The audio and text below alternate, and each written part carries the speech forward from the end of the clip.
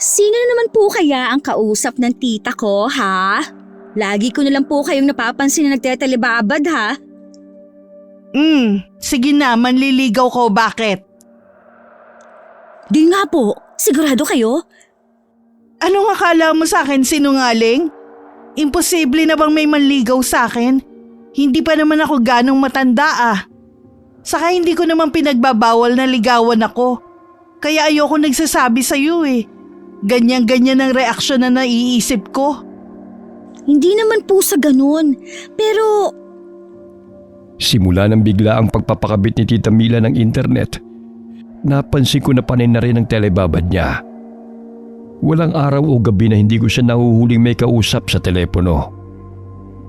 Hindi ko naman siya mausisa at halatang ayaw namang ipaalam sa akin kung sino ang nasa kabilang linya.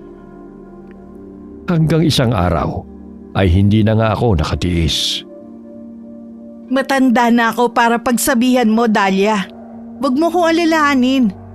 Alam kong pinapasok ko at kaya ko ang sarili ko. Ang pinapagawa ko ang atupagin mo. Nakakagulat lang po kasi. Nung wala pa tayong internet, parang wala rin po kayong pakialam sa cellphone nyo. Tapos ngayon, malalaman ko po na manliligaw nyo ang katelebabad nyo.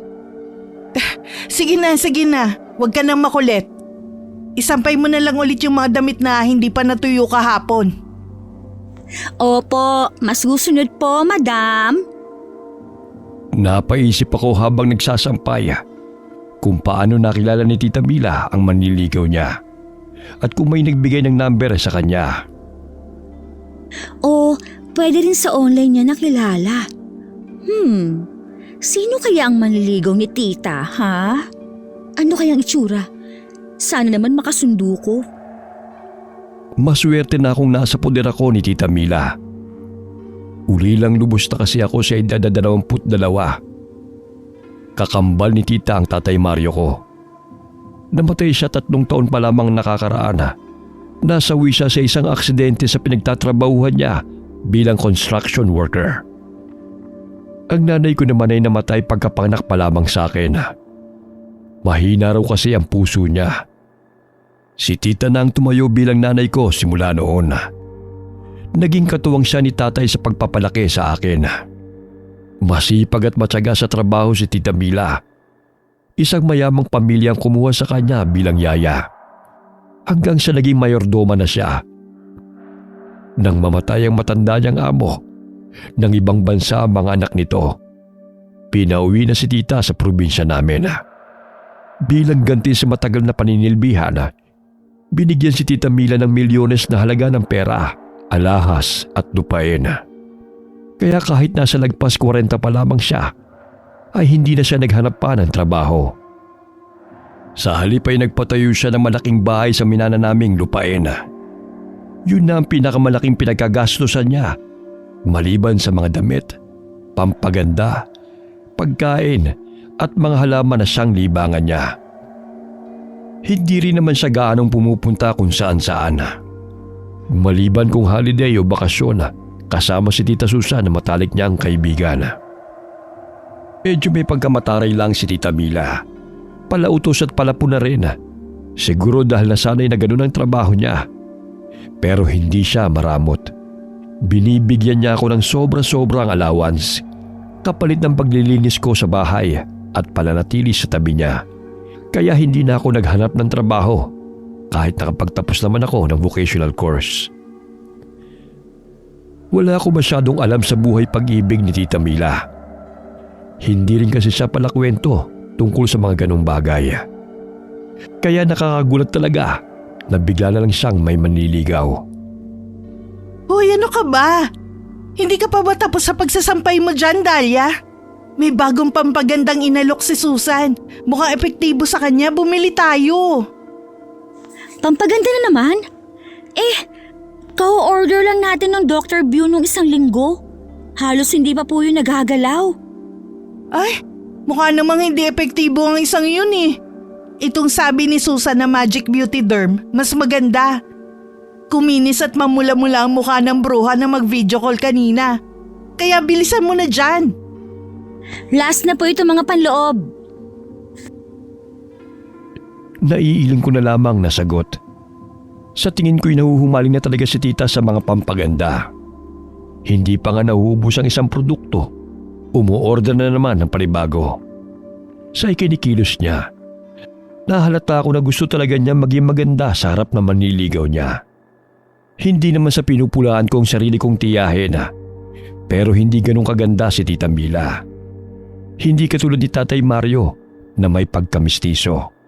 Halatang halata sa tangos pa lamang ng ilong. Dahil daw yun sa lahing Espanyol ng lolo namin. Samantalang kabaliktaran si tita na sa lahi naman daw ng lola namin na Pilipina nakuha ang itsura. Buti na lang nagmana ako kay tatay. Pero si tita, kumakaasta grabe. Daig pa ako. Hay! Pumasok na ako sa loob ng bahay. Mabagal akong naglakad patungo sa silid ni tita.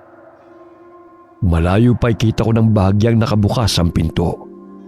Kaya dinig na dinig kong dumadagong-dong na halakak niya. Para siyang kinikiliti.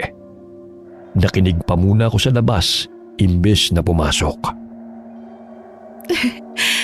Huwag mo ko masyadong pinakikilig, Vince. Oo na. Gwapong-gwapo ka na dyan sa forma mo. Bagay na bagay sa'yo. Ang kulit. Pwede ka na nga pumunta ulit dito. Oo. Sinasagot na kita. Hala! Vince ang pangalan ng manliligaw ni tita? At sinagot na niya? Sa narinig ko, nakalimutan ko tuloy na nakabukas pala ang pintuan. Hindi sinasadyang naitulak ko ito. Nagulat naman si Tita Mila pagkakita sa akin. Mabilis niyang ibinaba sa ibabaw ng kama ang cellphone at dumiretso ng bangon. Ano ba, Dahlia? Bakit pumapasok ka nang hindi man lang kumakatok? Sorry tita, nakabukas kasi ang pinto. Nakabukas ka dyan. Ang sabihin mo, nakikinig ka sa usapan. Oh, ano ngayon na narinig mo, ha? Si tita, wala po. Wala akong narinig. Walang narinig. Kunwari ka pa. Halika, tingnan mo to. Tingnan mo na tong pinadala ni Susan na picture ng Magic Beauty Derm. Ang akala ko'y masasabon ako ni tita. Mabuti na lamang ay hindi. Bibili ako ng 4 na set nitong Magic Beauty. Ikaw, total marami pa naman yung Dr. View. Yun na yung sayo. Ay, sana naman maging katulad na rin ng mukha ni Susan ang mukha ko. Tsak na. Parang wala sa sarili si Tita Mila na humahaplos pa sa mukha. May patinga-tingala pa siya sa kisame na parang nangangarap. Gusto ko ng fresh cucumber juice. Parang tuyo na ang balat ko eh. Maglalagay din nga ako nun sa mukha. Napatanga na naman ako sa mga sinabi ni Tita Mila. Hindi na ako magtataka kung isang araw ay bibisita ng lalaki sa bahay. Hindi rin kasi mahilig lumabas ng bahay si tita. Magkasundo kami sa ganung bagay. Pero hindi katulad ni tita na may holiday at bakasyon sa kung saan. Ako, sa bahay lang ang pinakamalayong napuntahan. Wala kasing maiiwan sa bahay.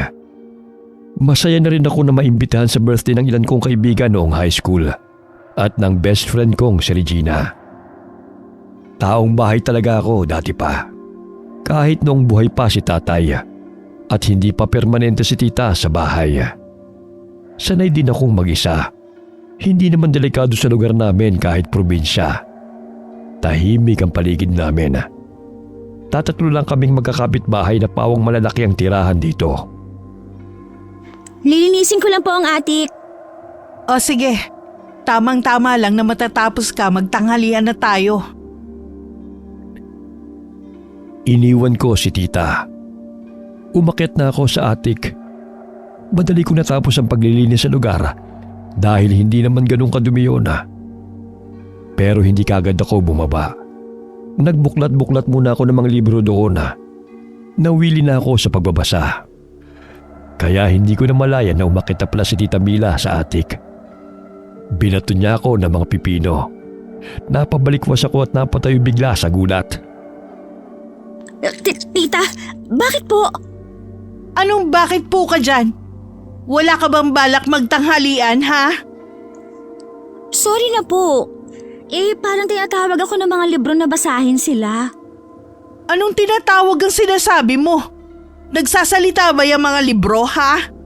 Hala, punta sa palengke at ibili mo ko ng pipino. Nabubulok na ang mga gulay sa ref, hindi mo pa alam. Hindi mo na yata tinitingnan ang laman eh. Ayaw nyo naman po kasi ng mga niluluto ko. Pag pinakialaman ko naman ang laman ng ref, tapos bigla maghahanap kayo, lagot na naman ako. Basta, lumakad ka na. 3 kilong pipino na ang bilhin mo. Gagawin ko na ring atsara ang iba. Paborito ni Vince yun. Opo, bibili na po. Damputin mo yung mga pipino at itapon mo. Sa likod ng isip ko, ang taray talaga ni tita. Parang siya pa itong nagkakandara pa sa nobyo niya. Hindi pa rin ako makapaniwala. Masyado ko nabibilisan sa mga pangyayari. Isa-isa ko ngang dinampot ang medyo nagkukulay dilaw ng mga pipino. Hindi ko lamang masabi-sabi kay Tita Mila na sa dami ng mga pinamimili niya, kadalas ay hindi na napapansin na nasisira na lamang. Nasulyapan ko na lamang siya na binubuklat na ang librong binabasa ko. Nakakatuwa yan, Tita Mila. Pambata pero pwede rin sa matanda. Aliw na aliw nga ako Walang tugon si tita. Maganda, tita, no? Anong maganda sa kwentong aswang na to, ha? Basahin niyo po. Pang-aliw lang. Para po bawas na rin sa pagtetelebabad. Hindi ko na naituloy ang sasabihin ko dahil sa pulo ko sa ulo ng librong binato ni tita. Hindi pa nakontento at nilapitan pa ako. Saka nang gigil na pinagyuyuyugyog ang balikat ko. Pati buho ko'y hinila-hila pa niya. Aray, tita! Masakit po! Sa susunod, huwag mo akong pinagloloko, ha? At tatamaan ka na talaga sa akin. Hindi na po mauulit. Bitiwan niyo na po ako. Ibibili ko na kayo ng isang sako ng pipino. Sige, isa pa. Alis na, alis! Nagtatatakbo ko palabas ng atik pababa ng hagdana. Napakamot na lang ako sa ulo ko dahil sa sakit ng huling palo ng palad ni tita. Wala nang suklay-suklay. Inayos ko na lamang ang pagkakatali ng nagulo kong buhok. Kumuha ko ng pera sa lagayan at lumabas na ng bahay. Mga 200 metro pa ang nilakad ko hanggang sa labasan kung saan may dumadaang tricycle. Sa suki naming si Lola Pinyang ako dumiretso para bumili ng pipino. Matalik na kaibigan din daw siya ng lola ko, ang nanay nila tatay at Tita Mila. Gustong gusto namin si Lola Pinyang kasi kahit nasa 70 na ang kanyang edad at uugod-ugod na, hindi pa rin matigil sa kakatrabaho. Kaysa naman daw malugbok na lamang siya sa higaan. Buong araw siyang nakaupo sa umba-umba habang katapat ang kaha na lagayan ng pera. May sarili siyang pwesto ng tindahan ng mga gulay, prutas at iba pang sariwang pampalasa. Katunayan ay isa sa mga bagsakan ng mga produktong sariwa sa palengke. May kausap si Lola pagdating ko. Isang lalaking nakatalikod mula sa kinatatayuan ko, kaya hindi ko kita ang mukha. Matangkad ang nakasombrerong lalaki at medyo mabango. Kaya hindi ko napigilang singhutin ang amoy niya. Para lang siyang bagong paligo. Itim na t-shirt ang suot. Paglingon niya ay napasinghap ako. Laglag ang pangako nang marinig ang may kalakihang boses ng lalaki. At nang dumako ang mga mata ko sa mukha niya, natulala na yata ako. Nakasuot siya ng itim din na salamena. Pinasadahan ng namimilog kong mga mata ang kabuuan niya. Buong paghanga ko siyang pinagmasdana. Para siyang si Adonis sa paningin ko. Nagliliwanag rin sa kaputian ang balat niya dahil sa purong itim na suot. Baka maglaway ka na niyan, miss. Hoy, Dahlia! Isara mo na yung bibig mo at pumarito ka na. Ano bang bibilhin mo? Noon pa lamang ako natauhan na. Pipit na pahiyang lumapit ako kay Lola Piñanga habang sinusundan ng tingin ng lalaking papalayo. Guwapo ano? Si Enteng yan. Ang bagong supplier ko ng gulay galing bundok. Pero hindi lang siya basta-basta supplier, kundi anak din ng may-ari. Masipag yan. Hanga nga rin ako eh. May inaalok pang ibang negosyo ang pamilya nila. Pera padala, ticketing, pati pagkakabit ng internet daw. Pati yung bagong-bagong sementeryo sa kabilang barangay na Memorial Park ang tawag, sa kanila rin pala. Maayos naman siyang kausap. Pero ayoko lang na hindi man lang siya nagtatanggal ng salamin kapag kinakausap ako. Ganun po talaga ang ibang mga lalaki, Lola Pinyang. Ayaw na nakikitang tumititig. Saka, pandagdag pogi points po yun. Oo, naiintindihan ko naman yun.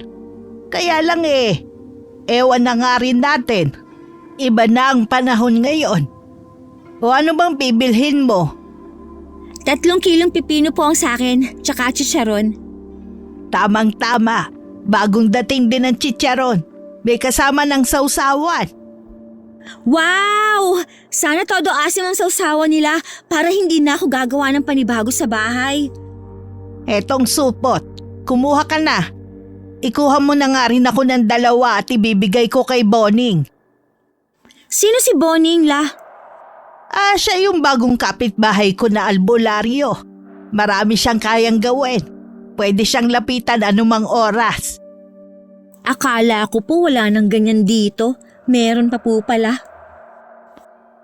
Ang mga masasamang nilalang ay nakikita na kung saan-saan din, Dahlia. Mas magaling na rin sila ngayon sa pagpapanggap nila. Nakikisabay na rin sa modernong panahon. Lalo na sa atin dito, na hindi pa naman lahat ay makabago na. Madali silang makakahalubilo ng hindi natin nalalaman. Kaya alerto rin ang mga albularyo. Ganun po ba? Tatango-tango ako habang pumipili ng pipino. Baka kasi mapulaan na naman ako ni tita. Maging ang chicharon ay nagdagdag pa ako ng 2 para hindi na siya magreklamo na hindi ko siya binilhan tapos masarap pala. Ganyan kami ng tiyahin ko. Hindi lang basta tiyahin at pamangkin ang turingan. Mag-ina, magkapatid, magkaibigan din. Minsan nga magkaaway pa kapag hindi kami nagkakasundo, katulad na lamang kanina. Pag-uwi ko, excited akong bumaba ng tricycle. May laman pang chicharon ng bibig ko dahil hindi ko na napigilan papakin habang nasa biyahe. Dadampot pa sana ako ng 1 piraso habang naglalakad papasok sa amin nang mapansin ko ang parang delivery truck sa harapan ng bahay na ipinagtaka ko. May bisita si tita? Sino kaya? Binilisan ko ang paglalakad. Pakiramdam ko na ang nobyo ni tita ang dumating. Naalala ko ang pag-uusap nila kanina. Gusto kong kilatisin kung sino man ang nobyo ng tita ko. Package deal kami ni tita. Kung talagang seryoso siya at balaki niyang asawahin ang tiyahin ko, dapat isama na rin niya ako. Nakabukas ang maliit na pinto ng gate, kaya diretso na akong pumasok. Akala ko nasa garden lang si tita at ang bisita niya. Pero walang tao sa garden. Wala rin sa balkonahe. Nakabukas naman ang malaking pintuan ng bahay, kaya nagtuloy-tuloy ako sa loob. Pero wala ring tao. Nasaan kaya siya? Tita Mila? Tita? Umabot na ako sa kusina. Lalabas pa sana ako at sisilip sa likod bahay. Pero bumukas na ang pinto roon. Iniluwa ang matangkad na lalaki. Nanlaki ang aking mga mata at napangangako. Hindi ko inaasahan na makikita ko si Enteng sa bahay namin. Oh, nandito na pala ang pamangkin mo, Mil. Hi, ikaw pala. Dahlia, di ba? Ikaw? O Dahlia, kilala mo si Vince? Ang pinabibili ko, nasa na? Andito, Tita Mila. Sinamahan ko na rin ng chicharon. Alam kong paborito mo kasi to. Gumawa ka na ng cucumber juice at maghanda ng tanghalian. Mamaya ko na ipapakilala si Vince. Doon muna tayo sa salahan. Halos lumuwa ang mga mata ko sa gulat. Nakita kong mga kinikilos ni tita. Kapit na kapit siya sa braso ni Vince na para bang aagawin ng iba. Nagtaka talaga ako. Hindi naman kasi Vince ang pangalan ng lalaki, kundi Enteng, sabi ni Lola Pinyang kanina. Tapos ang bata-bata pa niya. Hindi ko lubos maisip kung paano niya natipuhan ang katulad ng tiyahin ko. Naiiling na nagsalita ako habang hinaharap ang mga pinamili. Nakalimutan ko na baka marinig ako ni tita. Siya ba talagang nobyo ng tita ko? Diyos ko. Ano kayang nakita sa tita ko na wala sa akin? Tulungan na nga lang kita. Baka abutin ka pa ng siyam-siyam sa paghahanda eh. Nagulat ako sa biglang pagsulpot ni tita. Naipanalangin ko tuloy na sana'y wala siyang narinig sa mga pinagsasabi ko sa sarili ko. Baka kasi isipin pa niyang gusto kong agawin ang nobyo niya. O bakit? Mag-uusisa ka tungkol kay Vince. Hindi mo inaasahan na magkakanobyo pa ako, no? Hindi naman sa ganun, tita. Kaya lang, parang ang bilis naman po. Bakit pa ako magpapakipot kung pareho naman pala kami ng nararamdaman? Ang sabihin mo, hindi ka makapaniwala dahil di hamak na mas bata siya sa akin. Alam ko, pero anong magagawa ko? Nahulog na loob ko sa kanya. Pero teka nga lang, paano mo nakilala si Vince? Tsaka kailan? Kanina lang po sa palengke. Supplier siya ng gulay ni Lola Pinyang. Pero hindi po Vince ang pangalan niya kundi Enteng. Vicente kasi ang totoong pangalan niya. Enteng ang palayaw niya sa kanila. Pero Vince ang gusto niyang itawag ko sa kanya. Ayaw kasi niyang ikahiya ko siya na parang taga-bundok daw ang pangalan. Ay, ang sweet diba?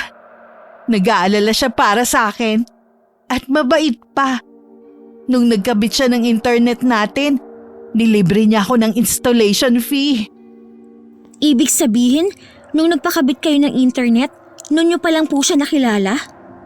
Oo. Unang tinginan pa lang namin eh. Nahulog na talaga ang loob ko sa kanya. Na love at first sight ako. At sinagot nyo na siya pagkatapos? Tumigil ka na nga dyan. Wala akong pakialam kung ang bilis ng pangyayari. Lalong wala rin akong pakialam kung malayo ang agwat ng edad namin, no? Basta mahal niya ako at mahal ko rin siya. O sige, bilisan mo na ang paghahanda. Baka gutom na ang honey ko. Iniwan ako ni tita sa kusina. Bit-bit niya ang kanin at ulam. Tinapos ko naman ang paggawa ng cucumber juice. Plato, kubyertos at pitsel ang dala ko papunta sa hapagkainan. Sa hapag, nakaupo si Tita Mila sa tabi ni Vince. Lumipat pa talaga ng pwesto ang tiyahin ko para makatabi lamang ang nobyo niya. Asikasong-asikaso ni tita ang lalaki. Kung makakilos sila, parang silang dalawa lamang ang naroon. Ang sarap nitong chop suey mo, Mil. Paborito ko to eh. Talaga?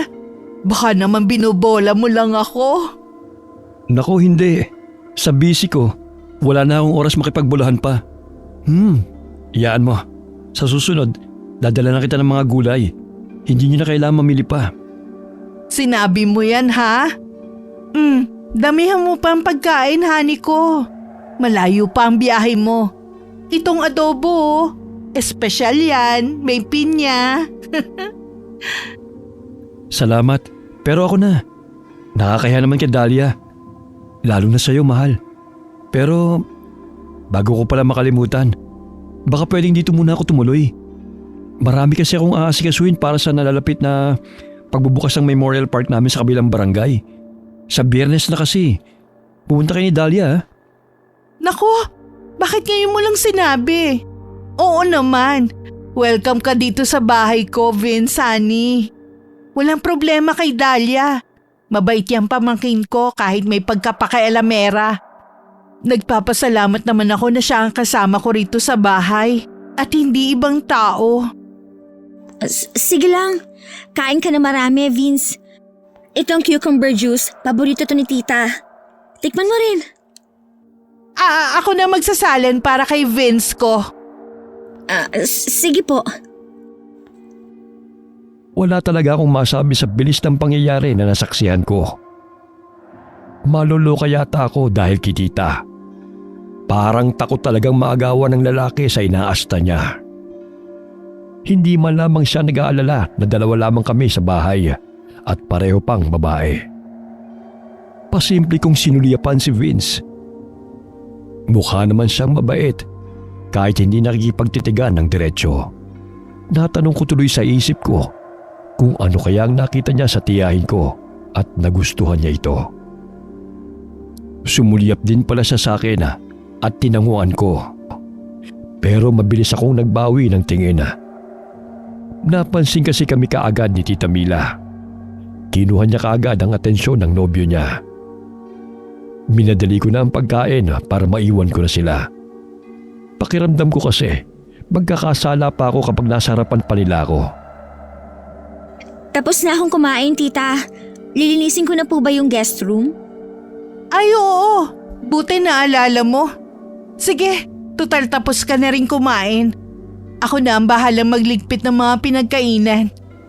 Marami pa kaming pag-uusapan ni Vince ko eh. Hindi na ako nakasagot dahil pinuno ko ang bibig ko ng huling subo. Walang imik na iniwan ko na silang dalawa.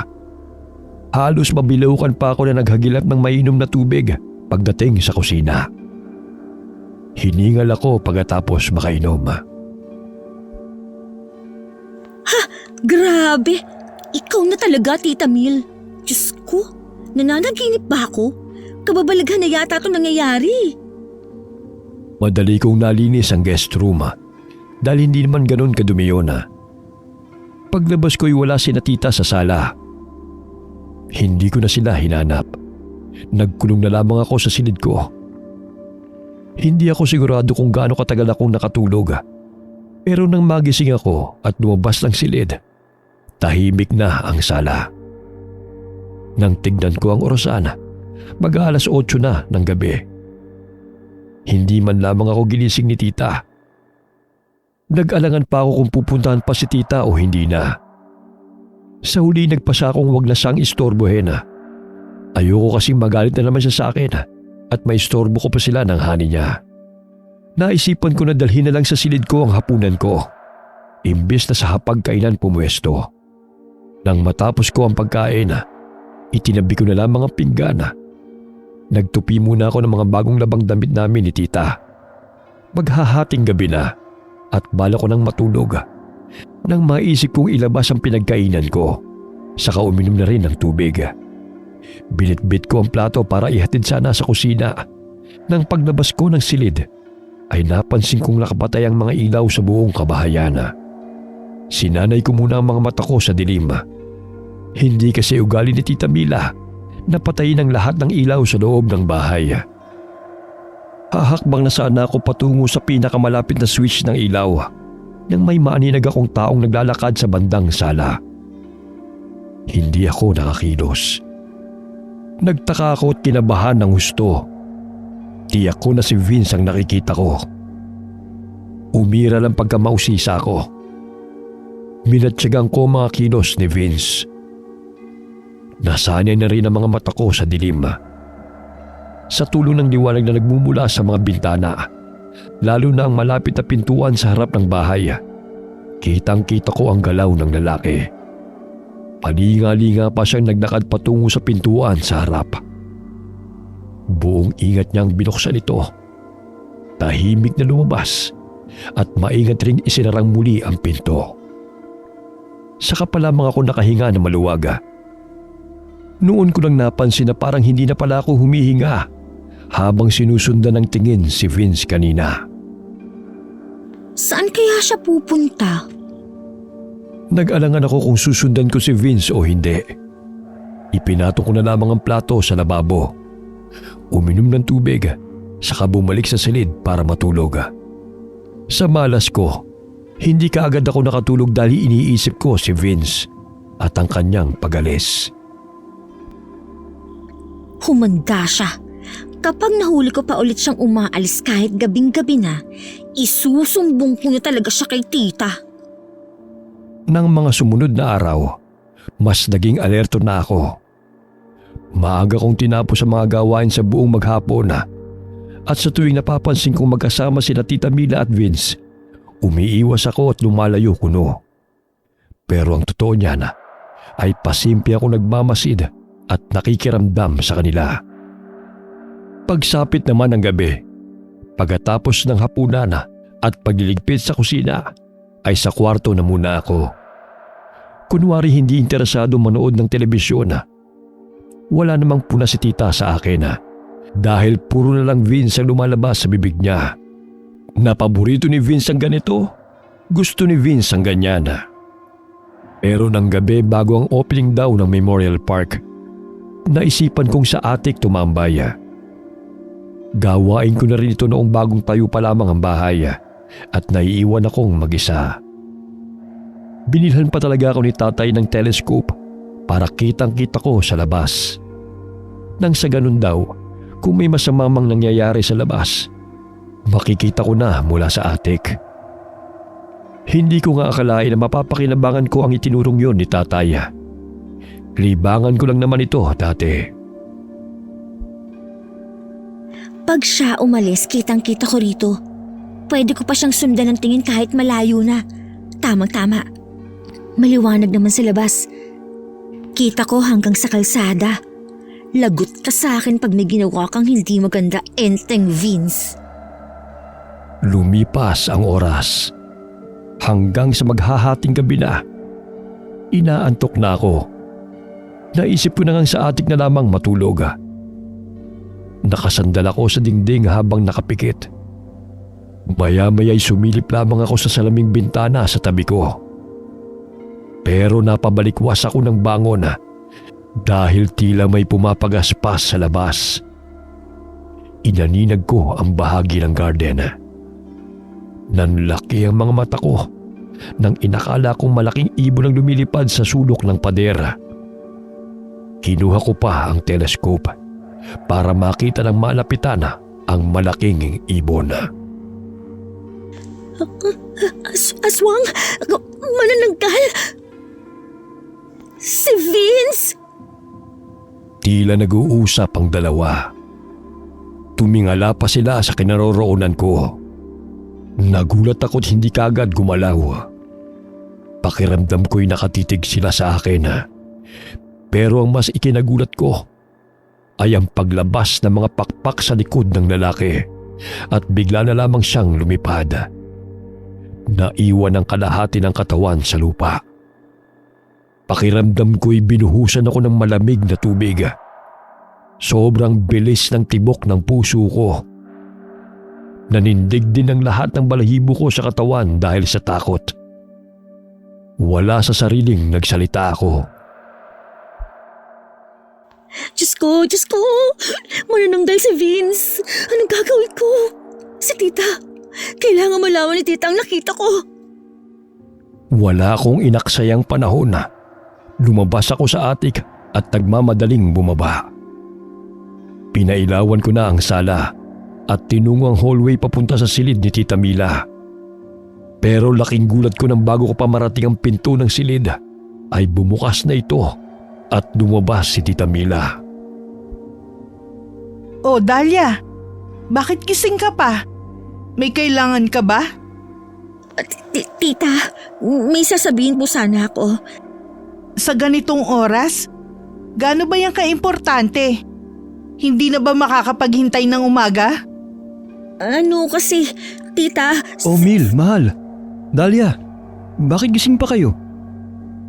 Kulang na lang ay mapalundag ako sa gulat nang marinig ko ang boses ni Vince mula sa likod. Kabadong nilingon ko siya at sinipat. Nakapantulog siya. sa halip na damit na itim ng suot. Kinusot ko pa ang aking mga mata na parang bagong gising. Sobra akong nagtaka. Nilapitan naman siya ni Tita Mila. Vince, honey, gising ka pa rin pala. Nauhaw kasi ko kaya bumangon ako para uminom ng tubig. Sakto naman si Dahlia gising din. Pwede ba, Dahlia? Sa umaga na lang tayong mag-usap? Pero tita, Bukas na nga kasi sabi ng tita mo, Dahlia. Ikaw naman. Maga pa bukas ang lakad natin kaya dapat matulog ka na rin. Ikaw ba't gising ka pa? Manghihingi sana ako ng gamot sa sakit ng tiyan eh. Hindi yata ako natunaw sa kinain kong pangat kanina eh. Tarahan, ituturo ko sa'yo kung saan ang lagayan ng mga gamot. O Dahlia, bumalik ka na sa pagtulog ha. Tatalikod na sana si Tita Mila, pero hinabol ko siya at hinablot ang braso. Tita Mila, ang sama ng panaginip ko. Tungkol sa aswang. Parang totoong totoo. Natatakot po ako. Pwede bang tumabi sa'yo sa pagtulog? Tumawa si Tita Mila. Ano ka ba naman, Dahlia? Parang panaginip lang eh. Para ka namang hindi sanay mag-isa. Saka hindi ka na bata, no? Naku! Yan ang napapala mo kakabasa ng kababalaghan ng mga libro. Pagbigyan mo ng pamangkin mo, mahal. Minsan lang naman eh. Hindi ko inaasahan na sasabihin ito ni Vince. Medyo nalito tuloy ako. Parang lumalabas na hindi siyang nakita ko kanina. Naisip ko rin baka pinaglalaroan lamang ako ng mga mata ko. Hindi, ayos lang yun, Han. Ano ka ba, Dahlia? Panaginip lang yun at hindi totoo. Huwag mo nalang patayin ang ilaw sa silid mo. Sige na. Pasimple pang bumulong si Tita sa akin. Mahiya ka naman. Ang laki mo ng tao eh. Takot ka pa rin na walang katabi. Talagang hindi ko nakumbinsi si Tita Mila. Kaya napilitan akong bumalik sa silid ko. Pinilit ko ang sarili kong makatulog. Naglock na lamang ako ng pinto. Hinarangan ko pa ito ng mesa at bangko. Ang bintana'y dinoble ko ang kurtina. Itinulak ko rin ang kabinet para harangan ito. Inabot na ako ng umaga kakapakiramdam sa paligid. Nang makita kong sumikat na ang araw, saka pa lamang ako nakahinga na maluwag at nakatulog kahit paano. Dahlia, ano ba? Gumising ka na nga. Anong oras na oh? Aalis pa tayo, naghihintay na si Vince. Nagising ako sa sunod-sunod na yugyog ng balikat ko. Si Tita Mila pala. Nasa harap ko, bagong paligo na. Ano? Babangon ka ba o hindi? Sabihin mo lang kung ayaw mong sumama at kami na lang ni Vince ang aalis. Dito na lang ako sa bahay, tita. Napuyat po kasi ako kagabi. Yan kasi. Sinasabi ko talaga sa'yo ha. Tigilan mo na ang kakabasa ng horror. Kung ano-ano na napapanaginipan mo. Nakakaya kay Vince kagabi. Sorry po.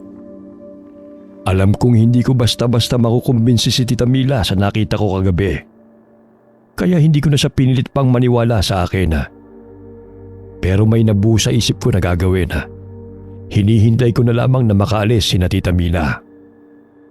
Dahlia, hindi ko alam kung ano oras kami makakauwi mamaya ha. Baka gabi na. Pero sa Memorial Park lang naman daw kami ni Vince maghapon. Baka maisipan mong sumunod. Sige po, ingat po kayo. Hanapin ko na lang po kayo kung makakapunta ako dun mamaya. Pero sandali po pala. O bakit? Ano na naman? Nauna na akong lumabas ng silid at nagmamadaling pumunta sa kusina. Kumuha ko ng isang pirasong bawang. Nagpalinga-linga muna kung nasa paligid si Vince. Nang matiyak kong wala, inabot ko kaagad kay Tita Mila ang hawak ko. Nang makita niya ang bawang na ibinibigay ko, ay pinagtawanan niya ako. Anong kalokohan to, Dahlia? Mag-aamoy bawang pa ako sa ginagawa mo eh. Sige na po, Tita Mila. Baunin niyo na lang po yan. Sige na. Ayoko nga. Hindi talaga niya tinanggap ang piraso ng bawang.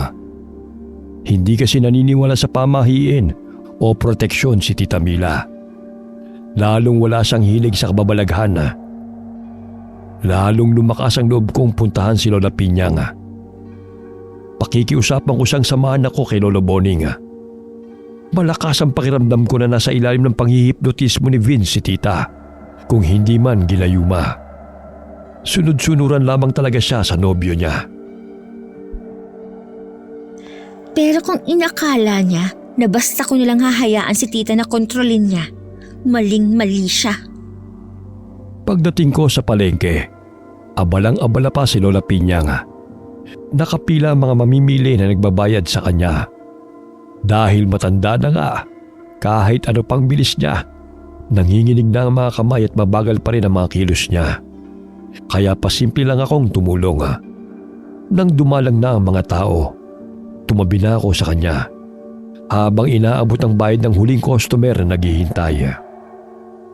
Nako Dahlia, mabuti naman na tumutulong ka. Hindi ko na nga yata kaya ang ganitong kaabala. Kinausap ko na nga si Regina na tulungan ako rito. Ayaw, mas gusto sa mall kesa sa palengke. Pera naman ang hinahanap. Minsan nga'y pagsabihan mo rin yung kaibigan mo, ha? Napakatigas ng ulo. Lola Pinyang, kailangan ko po sana ng tulong niyo. Kailangan mo ng tulong ko? Para saan naman, iha? Medyo seryoso po kasi. Tungkol po sana kay Tita Mila. Ha? May problema ba sa tiyahin mo? Bakit? Hindi ka na ba niya kayang suportahan? Wala pong kinalaman sa suporta ang problema, Lola. Tungkol po sa batang-bata niyang nobyo. Totoo bang sinasabi mo, ha? Baka naman tulad ka rin ni Regina na gusto lang makalayo, kaya naghahanap lang ng lusot. Lola Pinyang, wala po akong balak umalis at iwan si Tita. Kaya nga po ako lumalapit sa inyo ngayon. Nasa panganib po siya. Panganib ka mo? Ipaliwanag mo nga mabuti. Dali-dali kong hinila ang bakanting upuan sa tabi ni Lola Pinyang, saka umupo roon. Inilahad ko ng buong buo ang tungkol kay Vince. Diyos na mahabagin. Kailangan nga ng tulong ng tiyahin mo sa lalong madaling panahon. Kung hindi ako nagkakamali ito na ang inaabangan na pangyayari na sinasabi ni Boning sa akin. Puntahan na po natin si Lolo Boning ngayon na. Sige, tawagin mo muna sina Tonyo at Berto. Sabihin mong isara muna ang tindahan. Sige po. Dali-dali kong nilapitan ng dalawa na nakaupo at nagpapahinga malapit sa mga sako ng kamote. Nang sabihin ko ang utos ni Lola, mabilis naman silang kumilos. Ako naman ay bumalik kay Lola at tinulungan siya sa paglalagay ng pera sa isang baga. Nang matapos kami, inalalayan ko siyang tumayo hanggang sa makalabas ng tindahan. Naghihintay na ang tricycle na sasakyan namin. Si Berto ang nagmamaneho ng tricycle habang nakaupo sa likuran niya si Tonyo. 5 minuto rin ang inabot bago kami nakarating sa bahay. Pero hindi kami pumasok sa bahay ni Lola Pinyang kundi sa kabila. Yari yon sa plywood. Sa labas pa lamang ay sinalubong na kami ng matandang may nakataling pulang panyo sa noo. Boning, kailangan namin ng tulong mo. Tonyo, Berto, dyan lang kayo sa bahay, ha? Huwag muna kayong umalis. Pumasok muna kayo, Kapinyang. Sa loob natin pag-usapan ang problema. Abay, kanina pa ako naghihintay Pero hindi ko akalain na ikaw ang darating kasama itong magandang dalaga. Magandang araw po. Ako po si Dahlia. Nabuhayan ako ng loob habang papasok sa bahay ni Lolo Boning. Halatang alam na ng albularyo ang nangyayari. Ikinandado pa niya ang pinto ng nasa loob na kami. Pati bintana ay isinara rin niya. Malapit na mangyari ang kinatatakutan namin, Kapinyang. Dahil ngayong araw, ay ililipat na nila ang labi ni Senyor Enteng mula sa bundok. Paano niyo po nalaman ang tungkol sa paglilipat ng labi, Lolo Boning? At sino po si Senior Enteng? Si Vince na Enteng po ba? Siya kasi ang nobyo ng tita ko. Si Juan Vicente Graciano Sr. ang tinutukoy ko, Ineng. Kung hindi ako nagkakamali, ay ang batang-batang si Juan Vicente ikalimang tinutukoy mo na Vince o Enteng, di ba? At nobyo pa siya ng tiyahin mo, kamo. Ganun na nga po, Lolo Boning. Matanong nga kita, itong tiyahin mo, ilang taon na ba? May asawa? 45 po, Lo. Medyo matandang dalaga na. Ngayon lang po yata nagkanobyo at balak na rin po yata mag-asawa. Pinatuloy na po kasi niya sa bahay yung lalaki eh. Okay lang naman po sana sa akin kung hindi ko lang napansin na parang sunod-sunuran si Tita Mila sa kanya. Hanggang sa natuklasan ko isang gabi na umaalis pala siya ng bahay kahit gabing-gabi na. At kagabi po, nakita ko po talaga. Hindi po ako pwedeng magkamali. Manananggal po si Vince. At may manananggal din pong dumating kagabi. Nag-usap po sila. Abay, sadyang nagpapakita na sila ah. Tama si Kapinyang. Ang buong angka ng mga Graciano ngayon ay bumaba na mula sa bundok para magtipon-tipon sa gaganaping pag-aalay mamayang gabi. Bubuhayin nila si Senyor Enteng para muling pamunuan ng kanilang tribo. Hindi ba't matagal nang patay si Senyor Enteng? Bata pa ako noon. Ang sabi namatay siya. Pero ang sabi naman ng iba, naging amaranhid siya. Dahil wala raw sumalo sa itim na bato niya. Malamang itinago nila ang katawan at hinayaan munang maputol ang kanilang lahi. At itong mga nakaraang buwan ay sinasabing may tumanggap ng itim na bato. Hindi lang matiyak kung sino.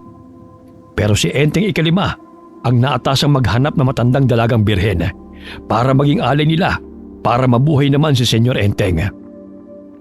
Napakrus ako ng wala sa oras dahil sa mga sinabi ni Lolo Boning.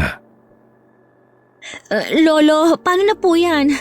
Magkasama sila ngayon ng tita ko. Baka ngayon nila iaalay si tita. Hindi ngayon, kundi mamayang gabi sa kabilugan ng buwan. Po? Sabihin mo na kung anong mga dapat gawin at kailangan mo, Boning. Tutulong ako. Abay, hindi na iba sa akin itong sina Mila at Dahlia. Tulungan mo sila.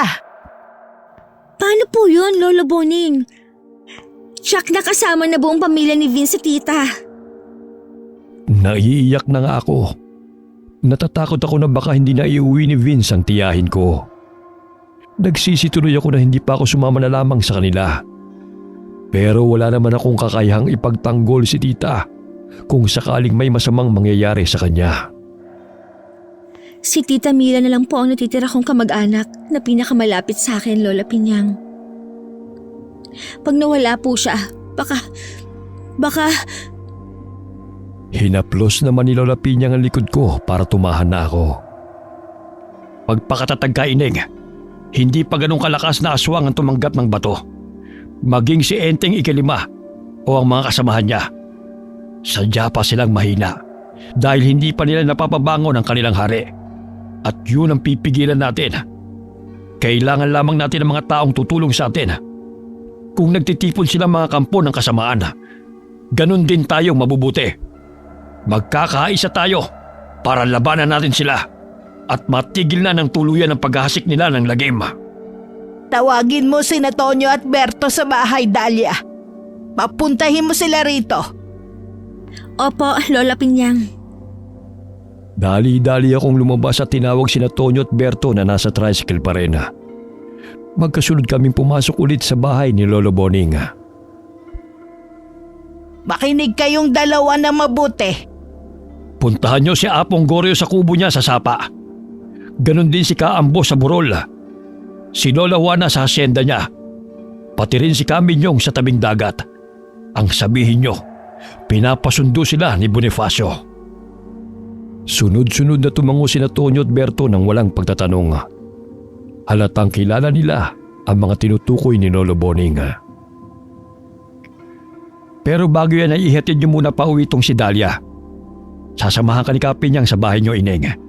Tutulungan ka niya sa mga dapat mong gawin para hindi na kayo pasukin o lapitan pa ulit ng mga aswang. Paano po si Tita Mila ko? Huwag ka mag-alala.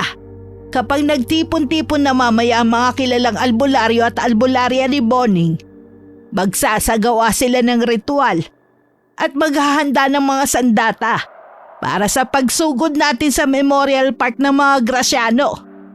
Susugod po tayo?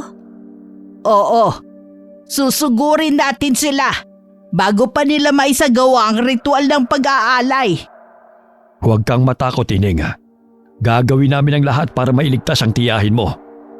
Samahan mo kami sa pagdarasal na kahit mahirapan man tayo, basta matatalo natin sila at mababawi natin siya. Opo. Ipagdarasal ko po na gabayan kayo ng Diyos na pinakamakapangyarihan sa lahat. Bigyan po sana kayo ng lakas para makapanlaban ng mabuti. Na sana po ay magtagumpay kayo sa pagligtas sa Tita Mila ko. Matalo niyo po sana ng tuluyan ang angkan na puno ng kasamaan. Narito ang kwintas na may palawit na proteksyon laban sa mga aswang. Isuot mo yan, Ineng. Salamat po, Lolo Boning. Lumipad kami sa bahay ni Lola Pinyang pagkatapos. Kumuha siya ng kamangyana, iba't ibang uri ng damo, krus at cactus na halaman na para sa amin ni Tita Mila. Hindi nagtagala. Bumiyahin na kami pauwi ng bahay. Bago umalis si Berto at Tonyo, ay nagbilin si Lola Pinyang na balikan nila kami bago mag-alas 6. Huling punta ko rito nung binindisyonan pa itong bahay. Hindi ko akalain na sa pagbalik ko ay magtataboy ako ng aswang. Nababasa ko lang po dati ang kwentong aswang. Tapos, ngayon po ay nakakita na ako at problema ko pa. Pero matapang ka, Dahlia. Maswerte si Mila na ikaw ang kasakasama niya sa buhay. Tayo na. Ituro mo sa akin kung nasa ng asin at bawang ninyo. Kailangan makapaglagay na tayo sa palibot bago pa dumilim. Bago mag-alas 8, kung kailan kabilugan ng buwan ay susugod na tayo sa sementeryo. Nandito ang mga hinahanap niyo sa kusina, Lola. Marami kaming asin at bawang dito. Si Tita nga po pala. Bibigyan ko rin po sana ng kapirasong bawang kanina pero hindi niya tinanggap. Hayaan mo na. Hindi natin mapipilit ang isang tao sa mga bagay na ayaw niya at hindi niya pinaniniwalaan. Ang magagawa natin ay ang tulungan na lamang siya. Sa pagtulong natin may mabuting aral din siyang matututunan. Bago tayo umalis mamaya, magpapausok tayo ng kamangyan. Pwede rin kayong bumili ng kamangyan o insenso para ipausok sa susunod. Tatandaan ko po, Lola Pinyang. Naging abala na kami ni Lola Pinyang sa mga ginagawa namin maghapon. Tumigil lamang kami saglit para mananghalian at saka nagpatuloy na ulit. Naghintay kaming sumapit ang alas 6. Saka nagpausok ng kamangyan na may mga tuyong dahon ng iba't ibang damo. Siya namang pagdating ni Berto at Tonyo para sunduin kami. Ibinalita rin nila na naghihintay na sina Lolo Boning at iba pang kasama na susugod sa Memorial Park kinagabihan. Nakasunod kaming tatlo kay Lola Pinyang habang lumilibot at nagpapausok sa loob ng bahay hanggang sa mga silid pati sa atik.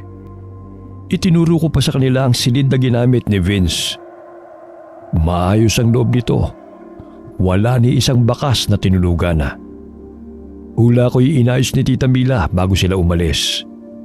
Ilang minuto rin kaming umikot sa labas habang nagpapausok nang may narinig kaming kakaibang huni ng ibon. Oras na para umalis tayo. Tsak alam na rin nila ang gagawin nating pagsugod. Hindi po kaya mapahamak si Tita Mila, Lola Pinyang? Hindi, Dahlia. Kailangan nila ang tiyahin mo ng buhay at buong buo. Malinis at wagas. Kaya nga siyang napili nila dahil alam nilang buong buo pa ang kanyang puri. Ililigtas ka namin, Tita Mila. Pangako po. Mag-aalas 7 na nang umalis kami ng bahay. Hindi ako makapaniwala sa nakita ko nang makarating ulit kami sa bahay ni Lolo Boning. Sa labas pa lamang ay ilang tricycle na ang naroon at may mga tanod na nakatambay. Binati pa nila kami ni Lola Pinyang. Buhay na buhay pa rin ang pagkakaisa at bayanihan dito sa atin, ano? Kita mo at napakaraming tutulong sa atin. Oo nga po, La. Tatanawin namin ni Tita Mila na napakalaking utang na loob nito. Pumasok na kami sa loob ng bahay. At lalo pa akong namangha. Mga matatandang albularyo at albularya ang naroroon. Handang-handa sa labanan dahil may mga bitbit na sibat, buntot ng pagi, karit at itak. Ilang minuto pa at sasalakayin na natin ang pagdarausan ng ritual ng mga Graciano. Ikaw, Dahlia, wala kang ibang gagawin kundi ang siguraduhing ligtas ang tiyahin mo. Kayo ni Berto, Tonyo at Kapinyang.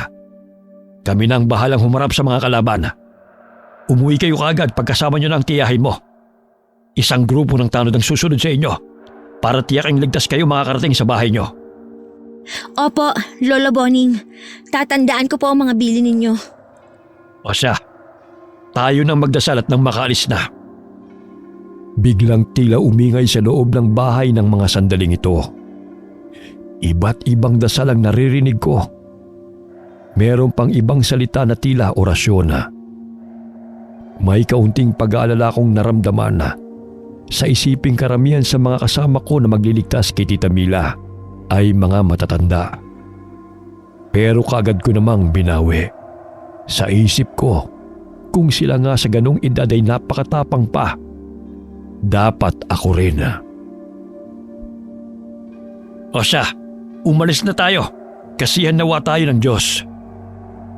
Isa-isang tinulungan namin ni Berto, Tonyo at ng mga tanod ang mga matatandang mabagal ang kilos. Lalo na sina Lola Juana at Apong Goryo. Para na naman ulit akong kinabahan kung kakayanin pa nilang lumaban. May buntot pagi si Lola Juana.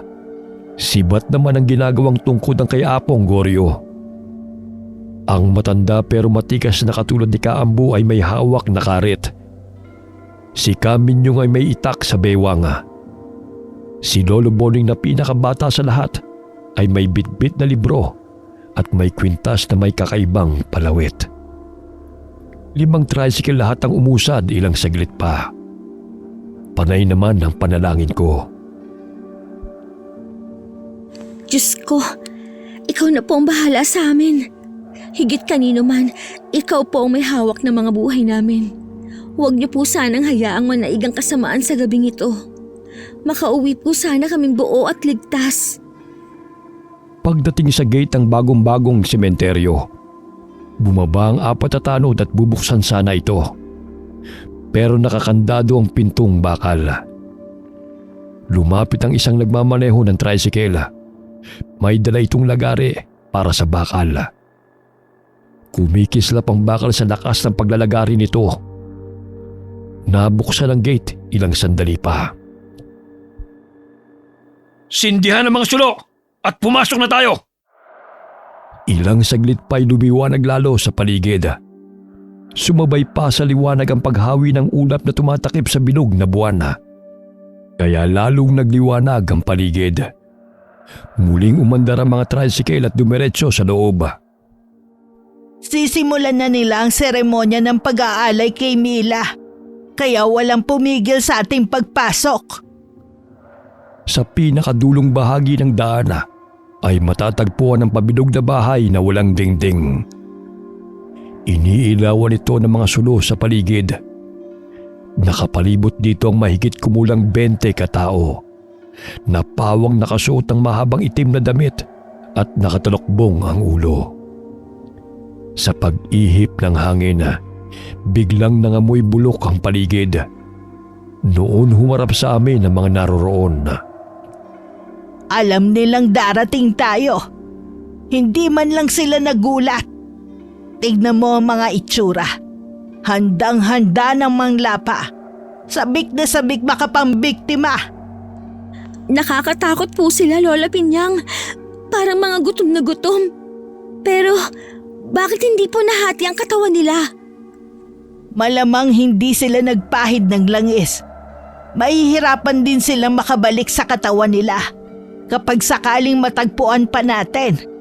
Ngayon naalala ko na, Dahlia. Kaya hindi maganda ang pakiramdam ko na hindi nagtatanggal ng salamin si Enteng kapag kausap ko noon. Umiiwas siya na baka mabasa ko sa mga mata niya kung ano talaga siya. Kaya rin po siguro hindi siya nakikipagtitigan ng matagal sa akin. Pero kay Tita Mila, tsak gumamit siya ng hipnotismo. Ang sabi pa ni Tita, unang tingin pa lang daw, nahulog na ang loob niya kay Vince. Bumaba na sina Boning. Humanda ka na, Dahlia. Itigil nyo na ang ginagawa nyo mga kampo ng kasamaan! Yan ay kung gusto nyo pa mabigyan ng pangalawang pagkakataon para mabuhay. Kayo tumigil, tanda! Nasa teritoryo namin kayo! Wala kaming pakialam kung teritoryo nyo ito! Si Tita Mila, Lola Pinyang, buhay pa ba siya? Hindi siya kumikilos sa itim na altar.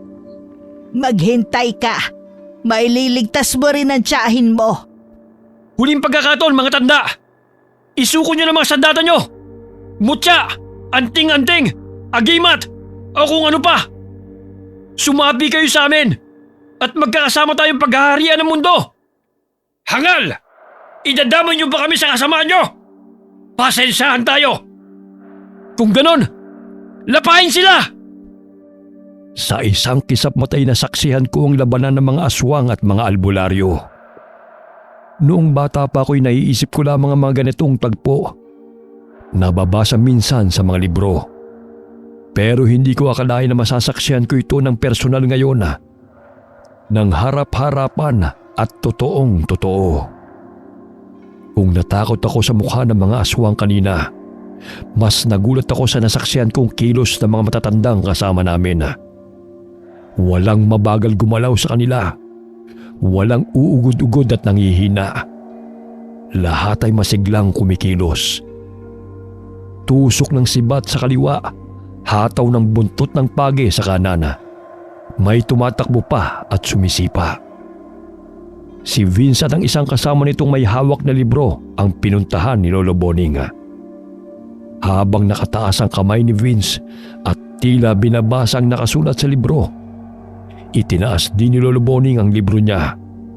Malakas na nagsalita ng hindi maintindihan. Puntahan niyo na si Mila, Dahlia, Berto. Opo! Mabilis akong bumaba sa tricycle at tinakbo ang kinaroroonan ng altar. Napapasigaw ako sa mga humaharang sa akin ng mga aswang. Pero mabilis si Kaminyong. Pinagtataga niya ang mga aswang sa daanan ko. Sinamahan pa niya kami ni Berto hanggang sa tabi ni Tita Mila. Nilabanan pa niya ang kasama ni Vince na humahawak ng libro, habang si Lolo Boning ay nasulyapan kong nakapikit lamang at patuloy sa pagsasalita. Walang sino man ang nakakalapit sa kanya. Dahlia, Diyos ko, salamat dumating kayo. Kahit mahina ang boses ay nakapagsalita pa si Tita. Ililigtas ka namin, Tita.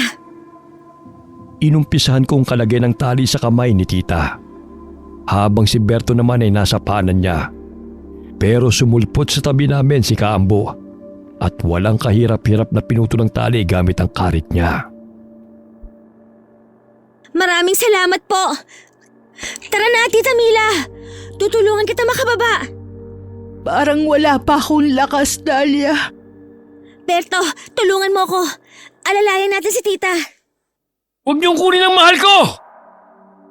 Nilingon ko siya. Nakatayo si Vince sa kabilang bahagi ng altar. Ang mukha niya, naaninag ko na sobrang lungkot. Ngunit nakaramdam ako ng galit sa kanya. Mahal mong mukha mo!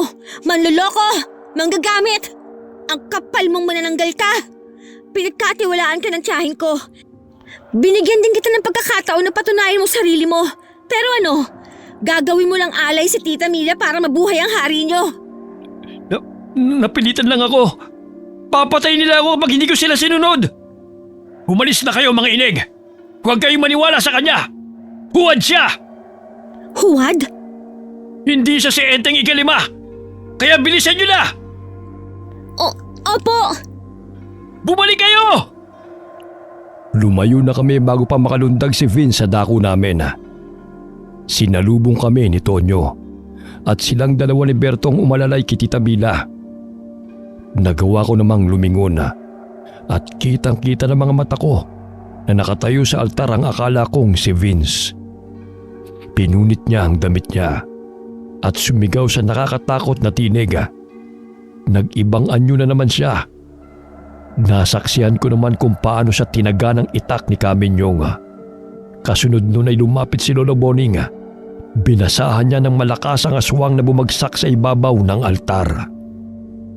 Dahlia, halika na! Pagkarinig ko sa sigaw ni Lola Piñang, ay natauhan ako at tumakbo patungo sa tricycle. Nasa likurang upuan na ng tricycle nakapwesto si Lola Piñang. Si Tita Mila na ang nasa harap. Tumabi ako sa kanya. Tita Mila, ligtas na po kayo. Hindi sumagot si Tita. Sa halip ay humagulgol siya. Umusad na ang tricycle. Okay lang po. Iiyak niyo lang po para gumaan ang pakiramdam ninyo. Hinila ko ang ulo niya sa balikat ko. Lumingon pa ako sa pinanggalingan namin sa huling pagkakataon. Unti-unting nalalaga sa mga aswang. Nasusunog ang mga katawan nila. Sa isang banda, maluwag akong nakahinga. Nagpapasalamat sa mga taong nagkaisa at hindi nagdalawang isip na tulungan kami. Nakarating kami sa bahay nang walang nangyaring masama. Bumalik na rin ang tricycle na sumunod sa amin para sunduin ang iba pa.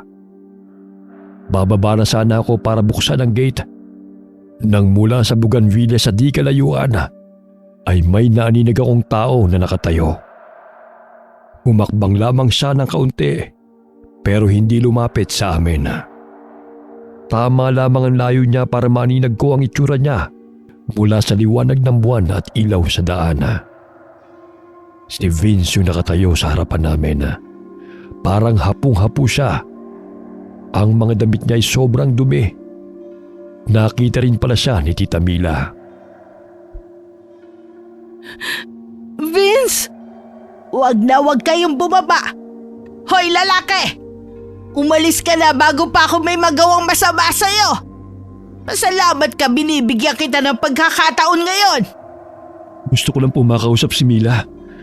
Pangako po, hindi ko siya sasaktan. Hoy! Manananggal naman niloko! O kung sino ka man! Huwag kang magpapakita sa amin kahit kailan!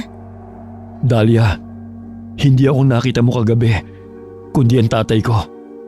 Gusto kasi nilang pasukin ang bahay at kunin na si Mila. Akala kasi nila nagbago na ang isip ko. Naramdaman na nila ang pag-aalangan kong gawing alay ang mahal ko. Sa loob kasi na maikling panahon na nagkakilala kami ng tiyahin mo, napatunayan ko kung gaano siya kasarap magmahal at mag-alaga. Natakot ang angkan ko, lalo na ang ama ko. Kaya susugod sana sila kagabi. Pero hindi ko sila hinarap kagabi. Ang katwiran ko, dadalhin ko naman si Mila kinabukasan. Kaya pumunta ako sa tita mo kung kailan nandun ka rin pala. Kung pumayag lang sana ang tita mo na magtabi kayo sa pagtulog kagabi, nakaalis sana ako. At hindi na sana nangyari ang lahat ngayon. Bala ko sanang ialay ang sarili ko sa lolo ko.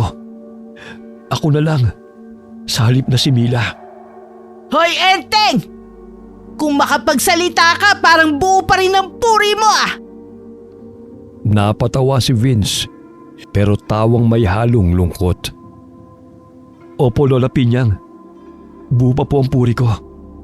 Pinakiingatan po kasi ako ng pamilya ko. At ako naman tong si masunuring anak. Hindi talaga lumubag. Takot po talaga kasi ako sa angkan ko. Lahat ng pinapagawa nila sa akin sinusunod ko. Natuto akong magnegosyo. Pero ang totoo naghahanap na ako ng alay. At nakilala ko nga si Mila habang nag-aalok ako ng internet. Kahit anong sabihin mo, aswang ka pa rin! Walang magbabago doon. Teka, umamin ka nga, Enteng. Ibig mo sabihin ako kontrol mo ang sarili mong gumawa ng masama? Ginagawa ko po ang lahat ng makakaya ko, Lola Pinyang. Sa awa po ng Diyos, nalalabanan ko naman po. Pero, nandun pa rin po eh. Nasaan ka naman kanina? Inuwi ako ng angkan ko sa bundok. Kinulong nila ako doon pagkatapos ko madala si Mila sa Memorial Park kanina. Pero nakatakas ako. Kung totoo ang sinasabi mo, pumunta ka sa bahay ni Boning. Isuko mo ang sarili mo sa kanya. Sige na, umalis ka na at pumunta doon kung talagang seryoso ka. Opo, Lola Pinyang. Pero may sasabihin lang po sana ako kay Mila. Sabihin mo na, pero wag na wag kang lalapit. Kanina ka pa daldal ng daldal eh. Sige, Mil, totoong mahal kita. Patawarin mo ako sa ginawa kong panloloko sa'yo. Pangako, magbabago na ako. Ingatan mo ang sarili mo, mahal. Aalis na ako. Vince ko! Sinundan ko ng tingin si Vince. Nakayuko siya at lagdag ang balikat na naglakad palayo. Hanggang nawala ng tuluyan na. May narinig kaming tunog ng papalayong motorsiklo. Saka pa lamang ako nakahinga ng maluwaga. Samantalang si Tita Mila ay umiiyak pa rin sa tabi ko. Bubuksan ko lang ang gate, tita. Hindi siya sumagot, pero umayos naman siya ng upo. Bumaba na ako ng tricycle. Kinapa ang susi sa sikretong lagayan at binuksan ang maliit na pinto. Pagkatapos ay tinungo ko ang lock sa gitna ng gate. Binuksan ito ng tuluyan para makapasok ang sasakyan. Inalalayan pa rin ni Tonyo at Berto si Tita Mila sa pagpasok sa bahay. Ako naman ay si Lola Pinyang. Nagpahuli kami ng pasok sa loob dahil may gusto rin kasi akong itanong sa kanya na ayaw kong marinig ni Tita Mila. Lola Pinyang, anong mangyayari kay Vince kung totoo ngang pupunta siya kay Lola Boning? May ritual para mawala ang pagiging aswang ng isang tao. Talaga po? Paano po yun? Bibihira ang mga aswang na nakokontrol ang sarili. At nalalaman pa ang tama at mali sa ginagawa nila. Pero tao lang din sila katulad natin. At ang grupo ni Boning ay naniniwala na ang mga masasama kapag tunay na gustong magbago ay dapat bigyan din ng pagkakataon. Dahil doon, nakagawa sila ng ritual para mawala ang tila sumpa ng pagiging aswang ng sino man. Kayo hindi po kayo albularya? Hindi, pero marunong ako ng mga simpleng panggagamot na napatunayan ko naman sa sarili ko na epektibo. Katulad ng paggamit ng mga halamang gamot para mapagaling ang mga nararamdaman kong sakit. Lalo pa ngayong matanda na ako. Parang gusto ko rin pong matutunan ng mga ganyang bagay. Si Tita Mila po kaya? Ang hilig po niya sa mga halaman. Nasa kanya kung gusto niyang matuto. Ang mahalaga naman kasi sa isang bagay na gagawin mo ay kung gusto mo talaga at kung naririyan ang puso mo. Bakit naman hindi? Sana gustuhin ni Tita. Tingin ko po kasi maaaliw siya sa ganon, Lola Pinyang. Noon pa lamang kami pumasok ng tuluyan sa bahay. Pinuntahan namin sa sala si Tita Mila na doon pinaupo ni Tonyo at Berto. Nakapikit siya pero hindi na umiiyak. Lola Pinyang, total, gabing-gabi naman na po. Dito na lang kayo matulog nila Tonyo at Berto. Sa totoo lang kasi, hindi pa rin ako kampante na dalawa na lang kami ni Tita ang maiwan dito mamaya. Sumabat na nga rin sa usapan namin ni Lola Pinyang si Tita Mila. Mahina at medyo garalgal pa rin ang boses niya. Oo nga po, Lola Pinyang. Bukas na po kayo umuwi. Ipagluluto po kayo ni Dahlia ng hapunan. Aba sige, parang nakapagbakasyon na rin kami sa hotel nito. Sige po, ihahatid ko lang po si tita sa kwarto niya. Lola Pinyang, bakit Mila? May masama pa ba sa pakiramdam mo? Sabihin mo.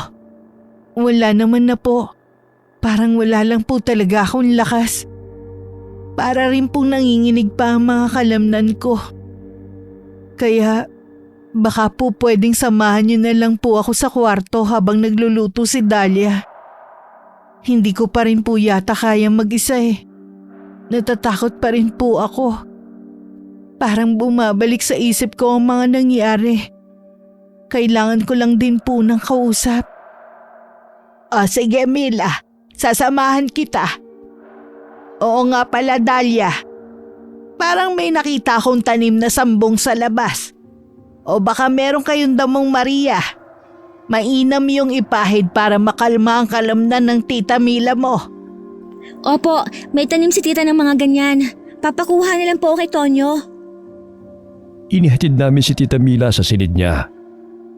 Iniwan ko sila doon ni Lola Pinyang at inasikaso na ang pagluluto. Habang nasa kusina at mag-isa, hindi ko mapigilang mapatulala. Parang masamang panaginip ang nangyari. Hindi pa rin ako makapaniwala. Mabuti na lamang dumating sina Berto at Tonyo na may bitbit ng dahon ng sambong at damong Maria. Nakipagbiruan at nakipagkulitan pa sila sa akin. Kaya naaliw ako kahit paano. Nalaman ko rin na magkakaedad lang pala kami, pero hindi lang nagkakilala ng mga bata pa. Nang gabi ring yun, ay magkatabi kami ni Tita Mila sa pagtulog. Habang si Lola Pinyang ay piniling sa kutsyon na inilatag sa sahig mahiga. Baka raw kasi mahulog siya sa kama. Sina Berto at Tonyo ay sa sala. Ayaw nila sa guest room dahil gusto pa rin lang magbantay sa paligid. Inaumagahan. Pagkakasunod kaming nagising tatlo ni Tita Mila at Lola Pinyang. Kumusta na ang mga pakiramdam ninyo? Lalo ka na Mila. Mabuti na po Lola Pinyang. Nakatulong ng malaki yung pinahid niyong maligamgam na sambong at damong Maria sa katawan ko kagabi. Kayo po, Lola Pinyang, kumusta po ang tulog nyo? Hindi naman po kayo nahirapan para bumangon at umihi. Ang baba po kasi ng kutsyon na hinigaan nyo. Abay, masarap ang tulog ko. Para akong nasa hotel. Naalala ko tuloy ang mga gala ko nung kabataan ako. Manood lang ng sine, langit na sa akin. Isang araw manood tayo ng sine, La. Ay nako, wag na. Hindi ko nakakayanin ang bumiyahe ng malayo. Dito na lang po sa bahay kung ganun. Pwede ba yun? Hindi ba't malaki ang dapat na pinanonooran ng sine? Meron po si Tita Mila, Lola Pinyang. Tara po, ipapakita namin sa inyo. Inalalayan namin ni Tita Mila si Lola Pinyang na tumayo. Hanggang sa makarating kami sa entertainment room. Gising na rin sina Tonyo at Berto. Kaya sumunod na rin sila sa amin. Masaya kami ni Tita Mila na nakipagkwentuhan sa kanila hanggang sa magpaalam kami para magluto muna ng almusal. Paglabas namin sa entertainment room ay niyakap ako ni Tita Mila. Utang ko sa iyo ang buhay ko, Dahlia. Kung hindi dahil sa ginawa mo, baka pinaglalamayan na ako ngayon. Tapos pinag-isipan pa kita ng masama. Akala ko talaga gusto mong agawin si Vince sa akin noon. Maraming salamat talaga ha. Ginawa ko po yun dahil ayoko pong wala kayo, Tita Mila. Hindi ko po alam kung paano na ako kung wala na po kayo. At hindi ko po kayang agawin ang nobyo nyo, Tita. Maliban sa lahi.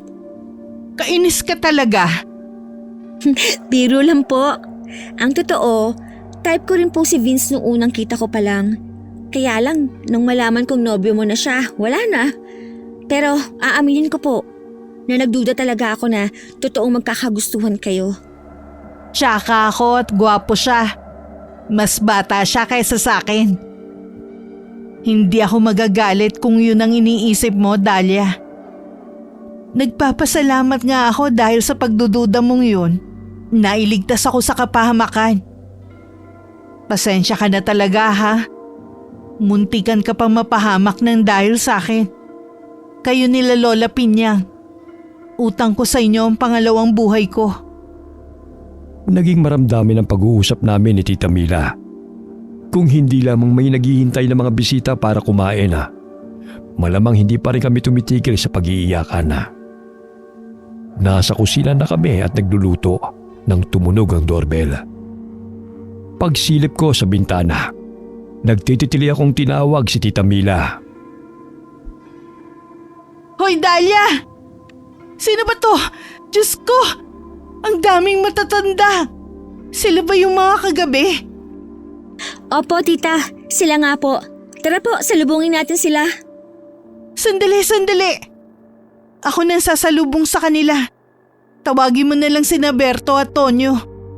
Bumili na lang kayo ng lutong pagkain para hindi na maghintay ang mga bisita natin habang nagluluto tayo. Sige po. Kami na po ang bahala sa pagkain. Kayo na po sa mga bisita natin. Walang pagsidla ng tuwa ko. Sa unang pagkakataon napakarami ng mga bisita namin ni Tita. Masayang masaya akong pumunta ng bayan kasama sina Tonyo at Berto. Habang si Tita Mila ay inasikaso ang mga bisita namin na dinala niya sa entertainment room para manood ng lumang pelikula na kapanahunan pa ni Lola Pinyang. Pansit malabon, tinapay, mga prutas, inumin at ilang personal na gamit ang binili ko para sa mga bisita. Hindi pa kami magkasya sa pang-12 mesa sa bahay sa dami namin. May mga dumating pang mga tanod na tumulong din sa amin nung gabing yun. Tawanan kwentuhan binalikan namin ang mga nangyari at parang hindi pa rin ako makapaniwala na nailigtas namin si Tita Mila at natalo pa ang angkan ng mga aswang. Usap-usapan maging sa kabilang bayan ang nangyari kagabi. Mabuting ang kumalat at nang magtanda na ang iba. Lolo Boning, itatanong ko po sana yung tungkol sa natirang Graciano, si Enteng Ikalima. May balita po ba kayo sa kanya? Pumunta po ba siya sa inyo kagabi? Hindi ko napigilang itanong ang tungkol kay Vince. Para kasing wala man lang nagbabanggit. Ayaw mali sa isip ko ang tungkol sa kanya hanggang wala akong nalalamang balita. Para na rin sa ikakatahimik namin pareho ni Tita Mila. Huwag na natin siyang pag-usapan sa ngayon, Dahlia. Ang totoo niyan ay may gusto pa talaga kami sabihin sa inyo na isa pang dahilan kung bakit kami pumarito. Ano po yun, Lolo Boning? Sabihin niyo na po, Lolo Boning, para mapanatag na po kami. Nagpunta si Enteng si Vince pala sa bahay kagabi. Nagmamakaawang tulungan namin na mawala ang pagiging aswang niya. Gustong gusto ng gwapong binata magbagong buhay at mamuhay ng normal.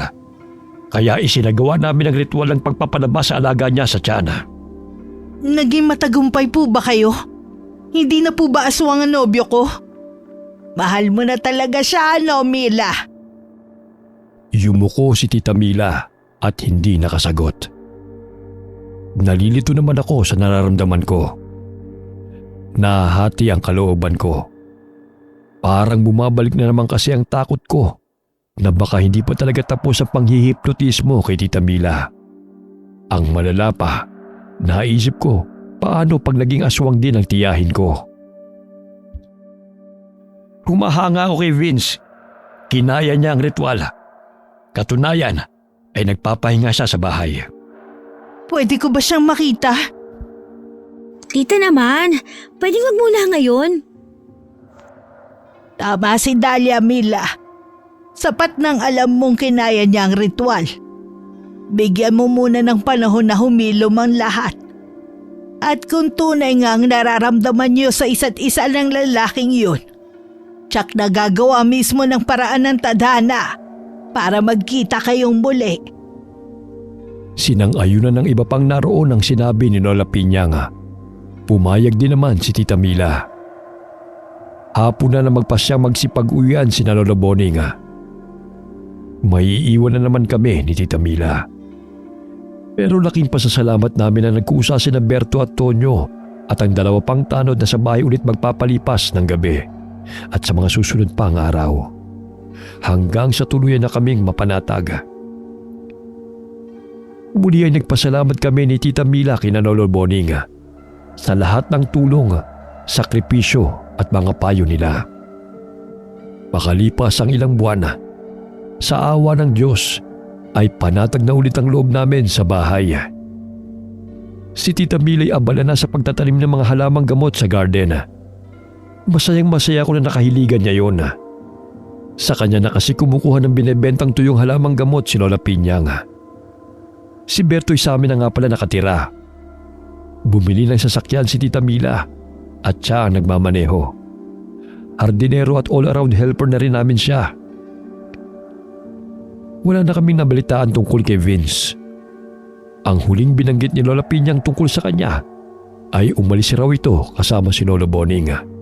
Naging kanang kamay na si Vince ng albularyo. Ako naman para hindi mainip sa bahay kapag walang ginagawa, tumutulong ako sa tindahan ni Lola Pinyang. Mula sa pagkilo ng mga gulay hanggang sa pagripak ng mga laurel at paminta. Pakiramdam ko nga balang araw ay magiging negosyante rin ako.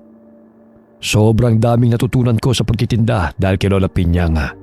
Nabanggit ko nga yun kay Tita Mila isang araw. Aba, maganda yan. Baka isang araw ikaw na ang papalit kay Lola Pinyang sa palengke.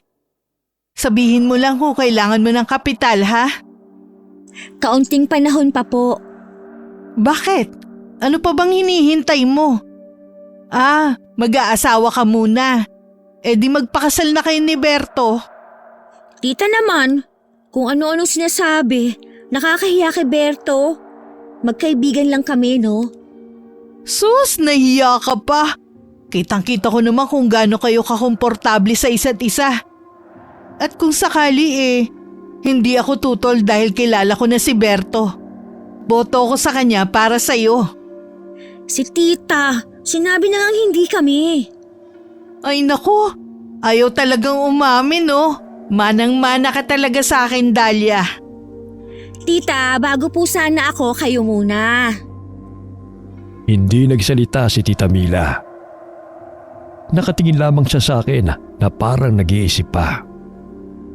Ang totoo niyan, may pagtatapat ako sa'yo, Dahlia. Ano po yon, Tita?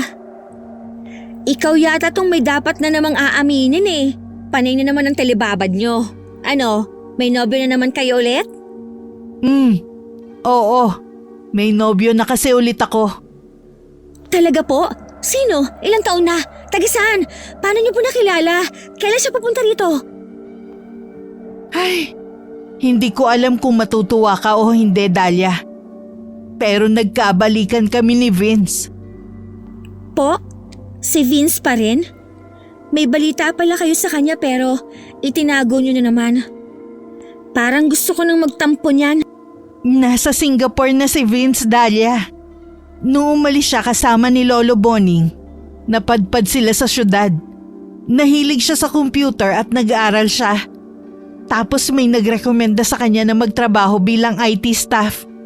Ang totoo niyan siya ang pupuntahan namin doon ni Susan. Nagbukas sara lang ang bibig ko. Napangangapa ako dahil sa gulat. Sinamantala naman ito ni Tita at nagpatuloy siya. May basbas ni Lola Pinyang, Lolo Boning at iba pang mga albularyo ang relasyon namin, Dahlia. Lalo na si Lolo Boning. Nakausap ko siya sa video call bago pa umalis si Vince. Paano po kayo nagkausap ulit ni Vince? Hindi naman kasi nawala ang account ko online. Ganon din naman si Vince. Doon kami nagkausap ulit.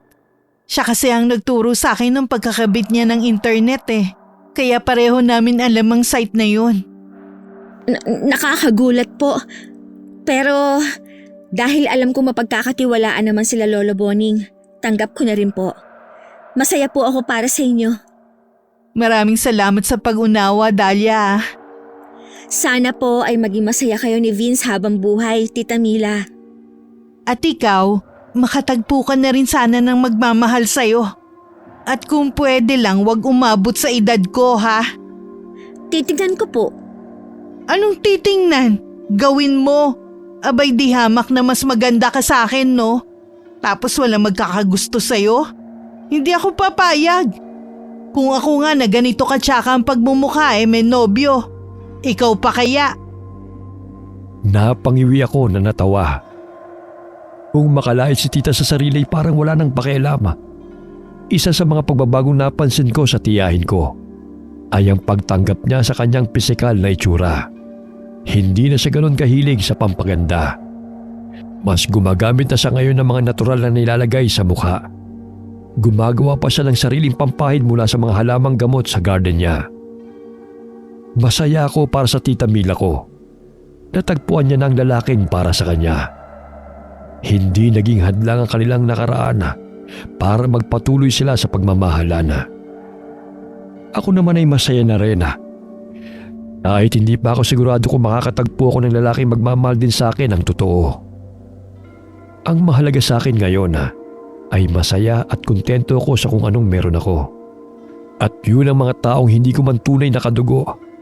Pero ang pag-aalala na pinaparamdam sa akin ay higit pa sa isang malapit na pamilya.